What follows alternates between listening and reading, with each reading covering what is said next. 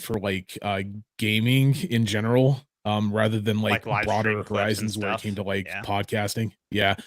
So that kind of drew me to Memento at that time, Minvo at that time, Memento.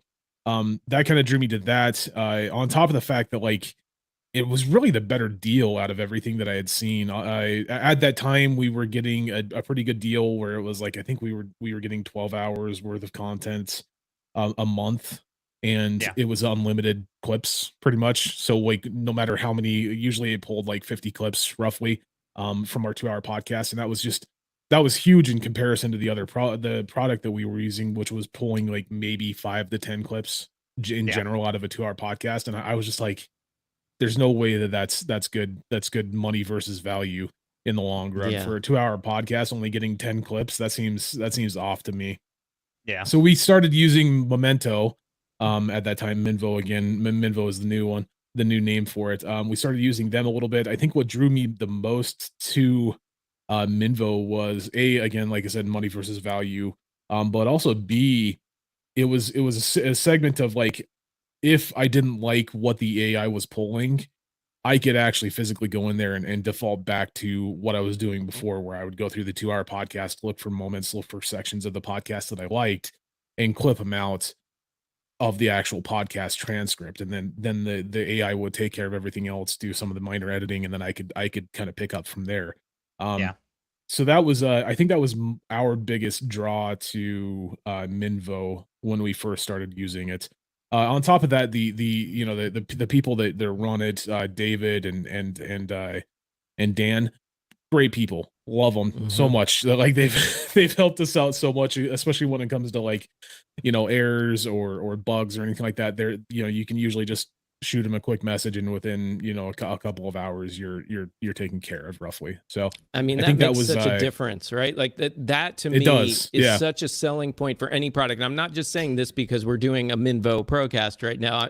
I genuinely mean this. I'd rather use a service that maybe doesn't have everything I need, but they have a really responsive team and by responsive, I don't mean just giving me lip service and answering, yes, we're going to take care of that. It's yes, we're going to take care of that. And then the next day, hey, it's all fixed for you. Or, hey, oh, you mentioned that feature. We added it a week later. It's like, Right. They really care about making a product that we want to use and enjoy using. Very much. Absolutely. Yep. Yeah. I think, and again, I think that was our biggest draw to it, was just like the ease of access to it. The content that was being pushed out was pretty decent. We enjoyed the content. Like it was pulling out some good clips.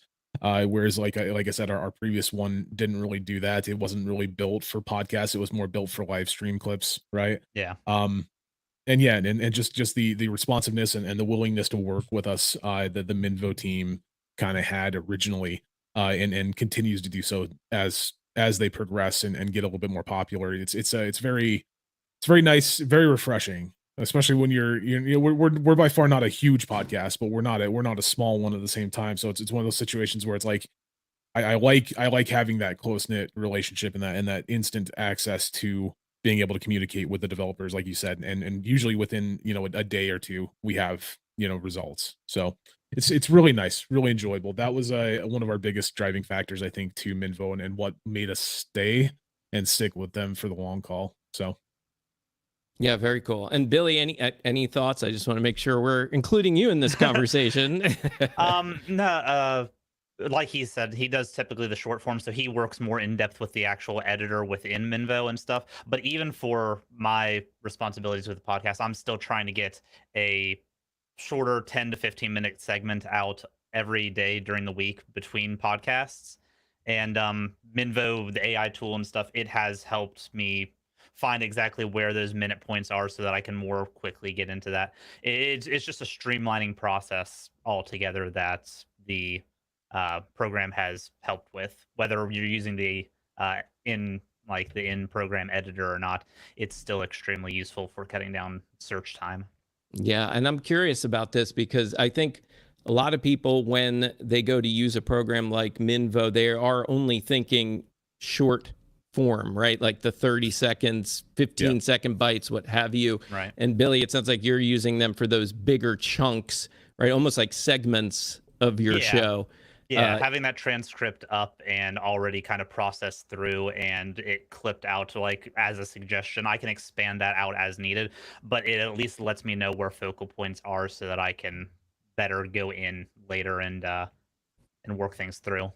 Yeah. So prior to using that tool, what were you using to edit those 10, 15-minute clips? My own eyes and my time. There really wasn't a tool out there that was transcripting and throwing out suggestions that was convenient. If anything, it was causing more issues because it was kind of jarbled, or the stuff that would be pulled wouldn't make a lot of sense for what we were looking for. So it was honestly easier for me to just go through a 2-hour podcast by hand, find where the segment was, and pull it out from there. This has streamlined that process significantly, taking what was, like he said, a 3 to 4 hour editing process down to probably an hour to 2 max. And the software, what were you using? Just something for like the entire week. Adobe? Yeah, I'm sure. For like, was it Adobe Premiere? Something like that? Yeah. I used Adobe Premiere for editing primarily, so going through and not having to like troll through that helped out a lot. Yeah, yeah. So cool. Okay, so then when we're talking about the editing process, what's something about what you're doing with Minvo that you just feel like, yeah, besides that, the fact that it's pulling the clips automatically for you, what do you see that you get out of Minvo that you guys don't get out of similar types of editing software? Or maybe the better way to even ask it is, your favorite features that you're using all the time. Yeah. So I again, like we've said before, I use the actual Minvo program a lot more when it comes down to like editing, like doing the actual editing in the shorts. For the most part, we're using a lot of the transcript when it comes to like the long form stuff. We don't really use Minvo to edit our long form stuff. We probably could, and it would come up just as fine. I think the biggest draws that we had when we first started was just the AI driven captioning was huge. on point. Like it was great. It was beautiful. It did everything that we wanted, and it did it better than what we could do through editing programs such as Adobe or whatever else we're using, right? Right. Those I think are the biggest ones for us when we sorry, go ahead, Bill. What were you saying? The captioning is huge, and the fact that it has a lot more like flair and flavor than a lot of editing programs that we've used. It has the pop feature. It'll throw like emojis and stuff on top of it for keywords. It really makes things look like how we want them to. It makes them look more professional. It makes them look just more stylish. Yeah, I'm with you. Yeah. And so, on top of that, we also kind of moved when we first started doing actual shorts. We were just, it was just a basic short. It was a smaller section, a smaller cutout with like a bigger cutout blurred in the background, right? And that wasn't necessarily doing really well for us.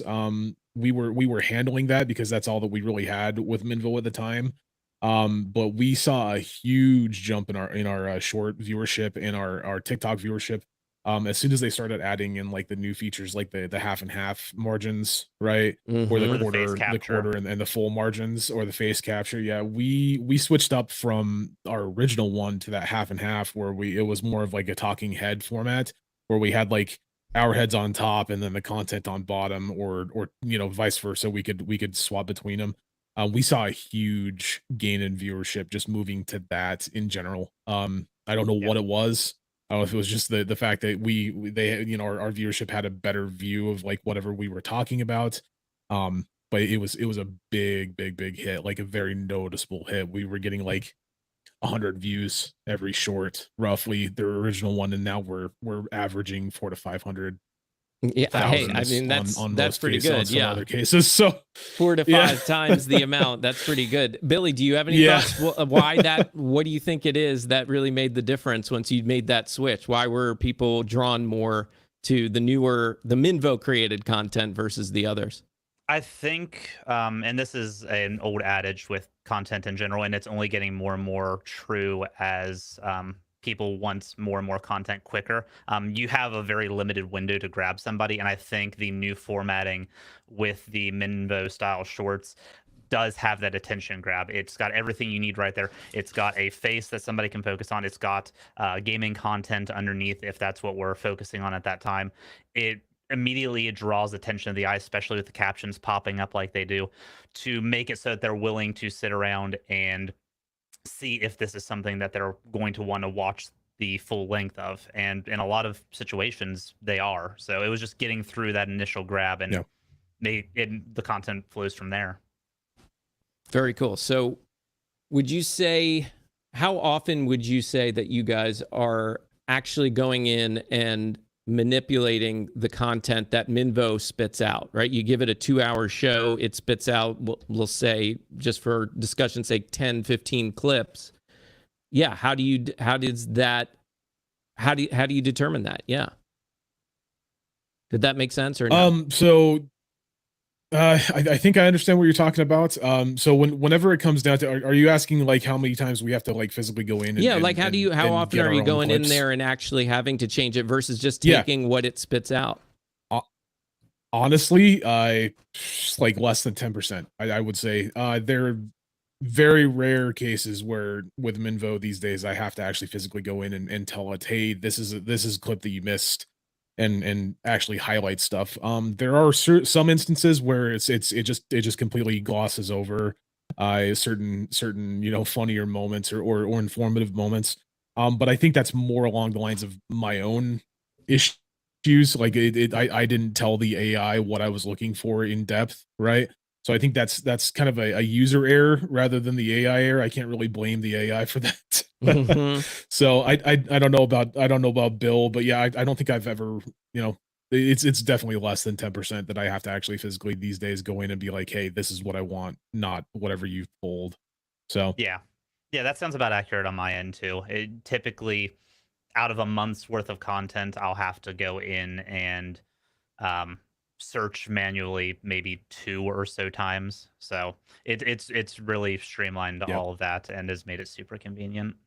You said something there, Enigma, where you said something about how, well, that was probably my fault because I wasn't telling the AI what to look for.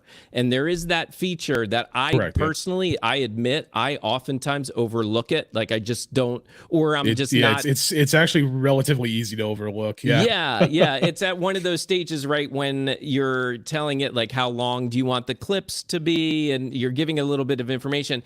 And I think also I'm just so eager to have it spit things out that I ignore that rule. But it sounds like, or that feature, I should say. So it sounds like you're using it.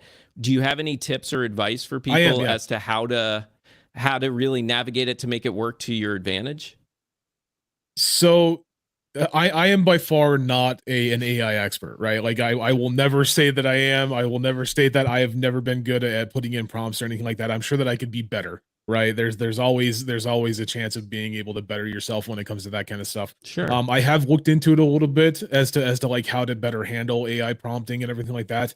But yeah, there's a certain sub box inside of AI or Minvo's AI portion where when you upload the actual video, after you've uploaded it comes up with a little screen that basically, like you said, you can tell it, hey, I want like 30 to 60 seconds, or I want like 20 to 30 second clips, right? Directly beneath that, there's an actual prompt that'll tell you, hey, tell the AI what you're looking for, right? And I think that's, again, like you said, that's something that a lot of people will miss completely because they're eager to get, as much of the AI working for them as possible. I usually put in a very simple prompt. It seems to do relatively well for me. I usually tell the AI to look for the funniest moments or moments most likely to become viral or informative in general. That's usually what I put in on a regular basis. If I know that there's something in the episode that I'm specifically looking for, I will kind of detail that inside of that prompt. Hey, there's a moment that talks about, rubber duckies. We'll just go with that, right? Must have been a riveting or a certain episode. video game, Yeah. So I'll kind of tell it, hey, there's a moment inside of this episode where we're talking about XYZ. Make sure that you look for that as well. And I'll make sure that I put a very specific prompt as to like, the title of the video game or whatever we're talking about. And generally, 99% of the time the AI will pick it up no problem. Yeah. So I think that's been a huge help as well. That's relatively new as well. We've only been using that, I think, for like maybe the last 5 months, if that, Yeah. 5 or 6 months, Sounds roughly. about right. So it's relatively new. It's relatively new, and I really do enjoy the fact that they put that in there, because it has taken that subsect of me having to be like, okay, AI didn't really catch a lot, or AI didn't really catch some of the better parts, to yeah, I very rarely have to look for moments anymore. So it's Yeah. definitely a very nice feature, and one that people should use on the regular, because it does make your shorts a lot more enjoyable to watch, and your time trying to edit those and edit down where to pick for those a little bit easier. Yeah, and for the long form content, it works very similarly. And if there is something like what I mentioned before, where it might not grab a segment, if I know what the segment's like topic was about, like the game specifically in our instance, I can prompt that in, and it should be able to find that segment no problem. And one suggestion I can make is experiment around with it. The AI model, I'm assuming, is being worked on constantly in the back end. So what just keep trying new prompts. If you're not getting exactly what you're wanting, just word it just slightly differently and see what kind of stuff comes out with it. It's honestly a little bit of a it's quite fun, kind of fine tuning your prompts to get what you're needing out of it. So Yeah, that's the name of the game for really any AI that you're able to prompt. It's really learning how to prompt it, and all of them can be different, right? I Right. mean, there are certain rules that you can apply that should work, and sometimes, yeah, there's just quirky things about the different software, and you got to figure out how to manipulate it sometimes. Exactly. Yeah, that's cool. Well, thank Yeah. you guys for sharing that. And I should say one thing, just for those who are watching now, we are going to ask that these two show us, or at least one of these two shows us what you do when you're using Minvo. And I always appreciate watching somebody go through that process, with any kind of editing software, just because it shows me things sometimes that I wasn't even thinking about when I'm in the editing process. And before we do, you guys also you did a 4-part series, I believe, for Minvo on starting a podcast, right? Mhm. So We did, tell me a yeah. little bit about that, and what was that like? Because I'm guessing you guys haven't really done anything like that specifically before. No, that's completely outside of our wheelhouse in general. I mean, we've done tutorials in the past when it comes to like video games, or talking about tech. We've done those in the past. I don't think we've ever really taken on like a how to when it comes to like podcasting, because it's not really something that you generally think about when it comes down to Mhm. podcasting. You're just like, hey, just start it. Just turn on your camera, or get a decent get a decent microphone. But like there is very minor like nuances when it comes down to like actually starting podcasts, right? We went through, myself and Sinan, another one of our co-hosts, and one of the main hosts, when it comes down to like our actual day-to-day hosting. He's essentially what you're doing right now, Mark, where he's kind of guiding everything. Myself and him sat down and did this 4-part series, where we just kind of went over basic principles of how to start, so, tips, tricks, everything when it comes down to like starting the podcast, from uh you know taking down notes, doing actual, like getting the actual programs that you use for actually pushing the podcast out to people. You know, our personal experience when it came down to like, the microphones we use, or the DAC units that we use, and everything like that, the cameras that we use, everything like that, what the best options are when it comes to that, versus using the most expensive to the least expensive. It was an enjoyable time. I really enjoyed it. I hopefully, I'm hoping that people will enjoy it, and we'll get what we actually wanted to out of it, to push out to people.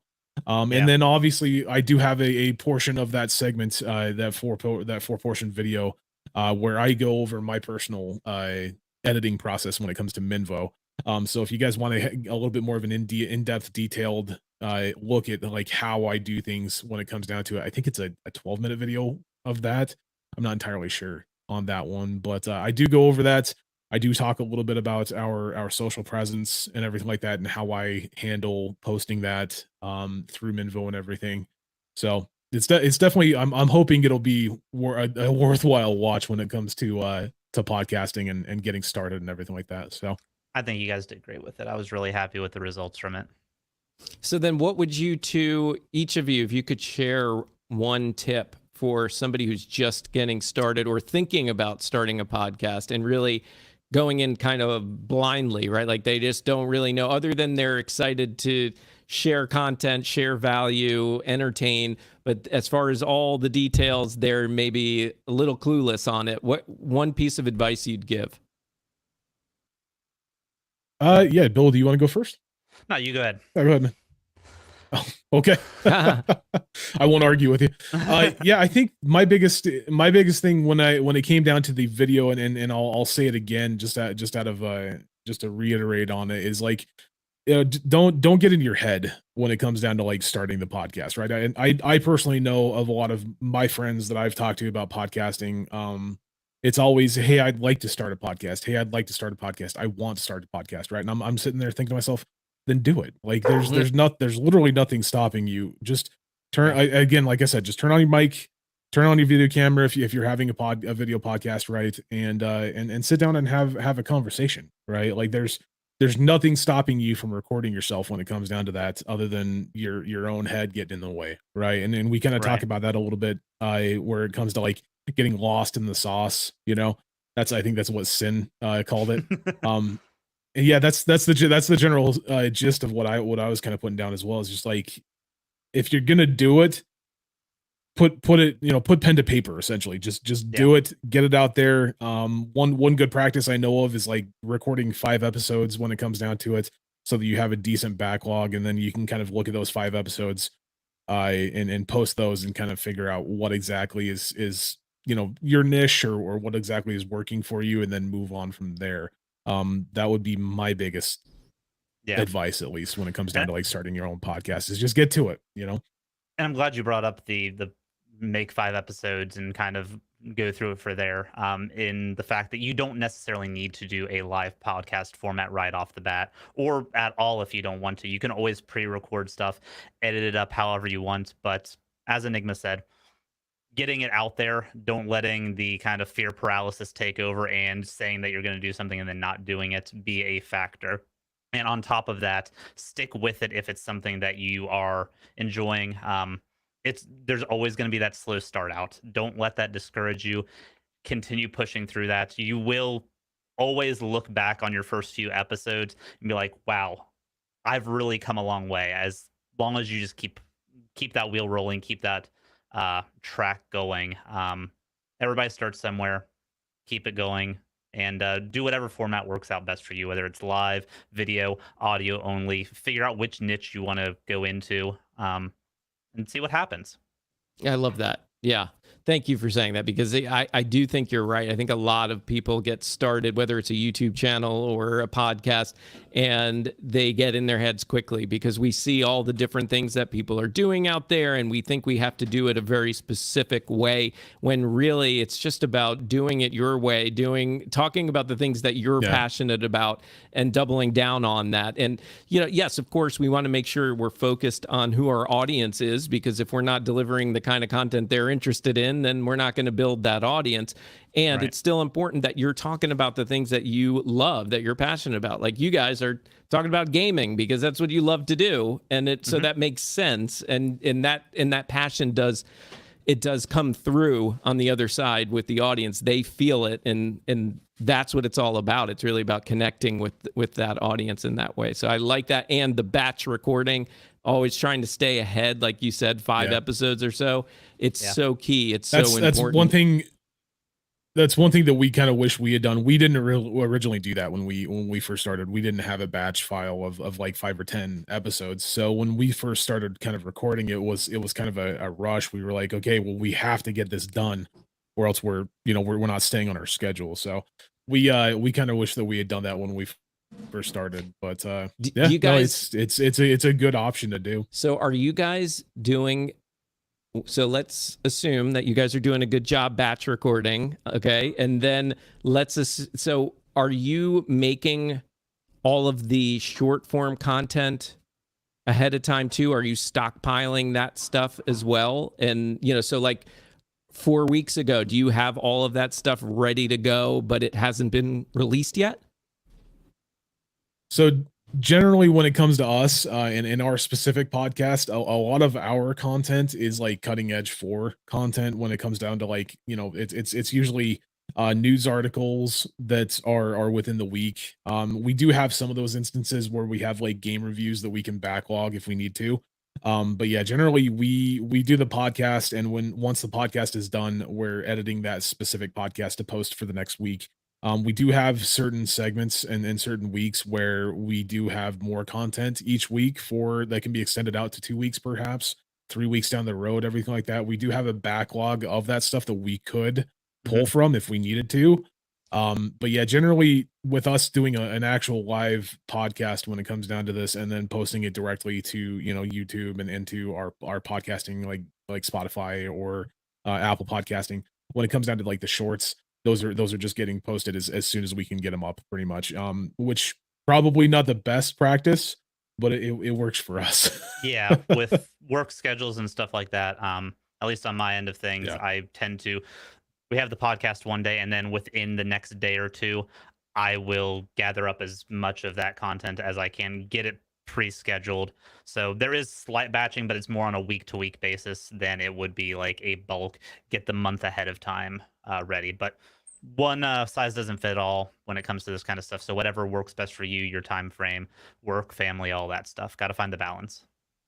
Okay, and then one more question. Share a little bit about maybe a piece of advice similarly to podcasting as far as short form content in general goes. As far, what's your strategy? What are some things people should consider when they're making their short form content? Let's assume that everybody's smart enough to use Minvo, right? But then it's more about things like, we hear people talking about you have to have a good hook, you have to, or maybe there is something within the video you're doing, adding different effects. Just, what's something that you've seen that really works well that you would suggest to somebody else who's trying to figure it out themselves? That's a hard question, considering we're still trying to figure it out ourselves, honestly. The only thing I can really say as to what's kind of worked for us is going away from that strategy of like just posting a bare minimum, whatever we have on the screen, because that's not all that attention grabbing. We've shifted more towards like not necessarily pulling like content specifically for shorts when it comes down to like, oh, this is definitely going to catch attention, or hey, this is definitely going to grab attention, right? It's more situations of like we look for what we believe is going to be the most popular at the time. We're looking for shorts that are time sensitive when it comes down to like announcements, video game reviews that have just barely came out, stuff like that. Also, again, the actual like visuals of your content is very, very important when it comes down to things, right? Like you don't necessarily want to watch just a base, cutout of whatever you're watching, the actual screen between those two. You're gonna get some people that enjoy that content, but again, it's a situation of like how we went from the basics to the talking head format, and we saw a huge jump in our viewership. I think that I think is about the only thing that I can think of off the top of my head when it comes down to like my biggest kind of advice when it comes down to that is like actually put a little bit of work into your shorts, and I think that you'll reap a decent reply from it. If that's the correct terminology for it. Vertical formatting is an interesting one that it plays a lot different from what I was used to with like this standard like YouTube style format. So we're getting a big kind of we're getting used to how things work, and it is with the way TikTok is, with the way YouTube Shorts is. The grab is a lot different than it would be for a standard hook in a YouTube video. So, and it's a lot more visual from what we have gathered on that. As far as topics go, we tend to sit a lot on timeliness, more relevant in the moment type situations, but looking for content that can kind of stand the test of time might be another way to build up that audience. It might not hit as hard and as quickly immediately, but it would have a longer growth pattern potentially, if it's something that, whether somebody watches it now or 5 months down the road, the information's still relevant. So whatever works for your niche better as far as those two go, kind of lean into that, whereas we're leaning into the timeliness because we're more of a gaming news style show. So Yeah, thank you both for saying that. And yeah, I'm with you guys, and I think really, if I could add on to what you guys are suggesting, I think what you guys are saying, it's really about going with what you're drawn to from your content, what you think is going to be of interest to your audience. Apply things that you've heard, that you've learned, that are proven successful strategies, whether it's, adding special effects like Minvo will allow you to add things like sound and visual effects as well. Yeah, Right. apply those different things and do them a little bit at a time and test. Right? Test, see, are people For sure. reacting to Yeah. that? And if they are reacting to it, then I would suggest double down on that and keep doing more of that, and see if it continues. And if it does, you're on to something and you can continue to build off it. And if it doesn't, that's fine. If it doesn't work, okay, there's your lesson. You've learned something, and now switch it try up. something else. yeah, Right? it's all one big experiment. You just got to find what's going to work for best for you and your audience. And like, as you said, if you're not that interested in your content, you can't imagine other people would be as well. So make it in a way that would grab you. And that's probably a good spot to start on. There's one other thing that I just really quickly wanted to touch on, and we talk about it a little bit in that series that we had brought up earlier, right? Is like you'll hear, you'll go onto YouTube or you'll go onto TikTok, you'll hear about the algorithm, right? The almighty algorithm, the godly algorithm, right? I have tried my best throughout the years. I've been on YouTube for a very long time to follow that algorithm, and in some instances there's people that can do it, and they put a lot of time into learning about the algorithm, trying to figure out what the algorithm has changed and everything like that. Trying to chase that algorithm, in my experience at least, has been a headache. So we, again, like you said, we focus on stuff that we personally would like to see, and I think that's the biggest thing with the algorithm is like it, again, like Bill was saying before, make content that is interesting to you and that you feel is going to be interesting to your audience, and the algorithm will pick it up and push it to people that it wants to push it to, right? Don't try and make content for the algorithm, because the algorithm doesn't care. Like it's just pushing your content out to whatever it wants, right? That's in my experience, at least. Again, you'll see plenty of people out there that are chase the algorithm as much as you can. I hate that. I do too. And I think that really what it comes down to is, if you want to beat the algorithm every time, make content that people are going to consume and share with others. Exactly. That's how you beat the algorithm. So focus on making quality content, and I think then you don't have to focus on the algorithm anymore. Exactly. Don't appease the algorithm, appease the audience, and the algorithm will be forced to push you. 100%. Yeah. Very true. Yep. And you know what I'm thinking we're going to do, since we're getting close on time here? I'm going to share with everybody, both in the descriptions and show notes and all the good stuff, and live, if you're listening live in the chat. I'm going to share part 4 of your series that you did with Minvo, or for Minvo and the community, about podcasting. And that one specifically you mentioned earlier, you did about 10-15 minutes of a walkthrough of how you use Minvo. So I'm sharing that with everybody instead.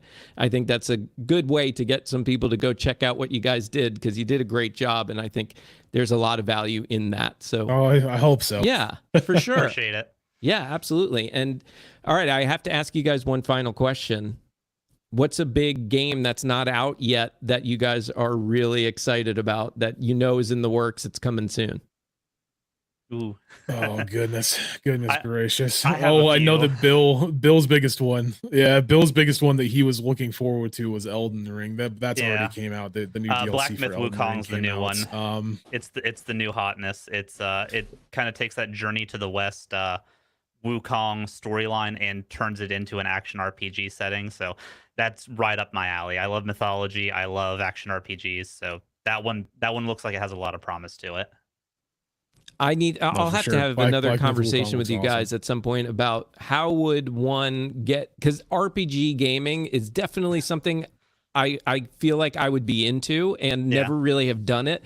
And maybe you have a short answer to this. Is there a good game to start with if you want to try to get your feet wet in that world? Yeah. RPGs? RPGs, I mean, the worst part about that is there's just so many of them out there, and a lot of them do different things better than the other ones. I think, in my opinion, probably the easiest one that you could probably get into would be Elder Scrolls Skyrim. Would be the easiest one in my eyes. That'll just give you a huge platter of stuff that you can do and choose from, and a lot of content when it comes down to that. I don't know if you have any other ones for him, Bill. Yeah, if you're wanting something that kind of takes, like, if you're not so much an action style gamer, but you want more narrative driven, or want something that's a bit more slower paced so that you can kind of just wind back and enjoy, the Final Fantasy series up to the most recent ones. It's a good one. Tends to be really good. There's a mix of turn-based in there. There's a mix of action RPG if you do want to kind of lean into that. And each one of them's its own independent pocket universe for a story. So you don't have to play the first one to be able to know what happens in the 10th one. So. Oh, okay. That's cool. Yeah. I like that. That is actually a really good one. I think for me, one of my most anticipated ones that's coming up, and this might also be one that you might want to look into when it comes down to like RPGs and like open world, is Light No Fire by Hello Games. They're coming out with a new video game coming up that's just like it's supposed to be a massive open world. The only problem with them is that they overpromise a lot, and in some cases, like with No Man's Sky, at least when they first released, they underdelivered by a lot. They were very, very harshly critiqued for very, very good reasons, obviously. I'm hoping they've learned their lesson, though. All right, cool. Thank you both for those suggestions. Looking forward to checking that out. I'm a superhero guy, so at some point I really want like a good Marvel DC RPG kind of thing. Don't we all, man? Don't we all? Come on, where is that? Unfortunately, we've been. I think we've been looking for it, myself and Sinan. If we ever have a conversation with Sinan, he'll have to show you his tattoos. He's got two full sleeves of just nothing but Marvel characters. I think he's got the whole cast. Yeah, love it. He and I have talked about that for a very long time, where it's just like, where the heck did all the good superhero games go? Because there is none out there these days. No, unfortunately. Yeah, it didn't used to always be like that. Like the PS2, like that, and Xbox, like original, like Spider-Man, the Batman games. Those were amazing, and it's just been downhill ever since. Even the new Spider-Man games for the PS4 and 5. They're okay. I think they're still clinging on to that old school like model with it, which if you enjoy that kind of thing, they were very successful. I'm not gonna knock them, but it doesn't have a draw for me personally. Yeah. Mm-hmm. Okay, so it sounds like maybe some of the bigger, the big gamers, the true gamers, maybe that isn't as appealing of a game for them. And maybe not. Maybe it all depends on how much you're invested in Spider-Man and stuff like that. Yeah. Well, yeah. For me, that's all-time favorite superhero. Absolutely. So, I hear you. Well, both Enigma, Billy. It'd be a good one then, for sure. Yeah. Thank you both for being a part of this today. I've been sharing the links to your show, and if there is a link in particular you guys want to share, or anything you guys want to share with the community, here's a great opportunity to do it. So the floor is yours if you guys want to share anything. I think that our biggest thing is just like, if you guys are into video game news, video game reviews, we even do tech. We do a lot of tech reviews when it comes to like tech news that comes out. We also cover kind of streaming platforms as well on occasion. We used to do it a lot more, but it just kind of started getting to be too much of a hassle to keep up with the whole Twitch, Kick, whatever YouTube, other random, whatever other random live stream thing comes out. It got too much. So, but if you guys are into that kind of stuff, come and check us out. You can find us over at youtube.com / at Pre-Patch Podcast, twitch.com / Pre-Patch Podcast, anchor.com / Pre-Patch Podcast is our best place to go and get like the audio only versions Right. Obviously you can find us on Spotify and any of the big platforms when it comes to like actual like podcast platforms. Yeah, Spotify, You Apple can find us on Podcasts. those, just pre-patch podcast. Yeah, pre-patch podcast across the board. Yeah, I mean, I think those are the best ones. If you guys are Absolutely. interested in anything like that, or if you just want to see come and see our goofy faces and our Yeah. antics, that's the best place to come and find us. And we do have a live show. It's on Thursdays, so if you join us on the YouTube or Twitch side of things, you can see us live and kind of interact with the show in a live, meaningful way. We'll answer questions during the show and stuff like that, and kind of help throw your opinions into the mix. Awesome. Those are what day of the week? Thursdays. Thursdays. At what time? Thursdays usually about 9:30 Eastern Standard Time. It differs. We've kind of got a scheduling situation going on right now where we're kind of balancing between the two. But right now it'll be 9:30 Eastern starting time. Usually what we had before was 10:30 Eastern, but we might go back to that. We're not entirely sure. So right now 9:30 Eastern, 9:30 p.m. Eastern. But definitely Thursdays. Cool. Yeah, the challenges of having multiple hosts. Scheduling is always a thing. That's one of the biggest issues. Yeah, you'd asked us what one of our challenges was, and the only thing that I could think of off the top of my head was just like scheduling. Yeah, all the time. Like with a D&D campaign. Yeah. Well, thank you guys again. And yeah, also this community can find you guys in that 4-part series, How to Start a Podcast, available on the Minvo YouTube channel. So go check that out as well. Thank you both again. And I'm sure we will be connected both on the Discord and all the different ways that we connect through Minvo. So looking forward to that too. Thanks, guys. Thank you. Definitely. We appreciate you, Mark. Thanks for having us.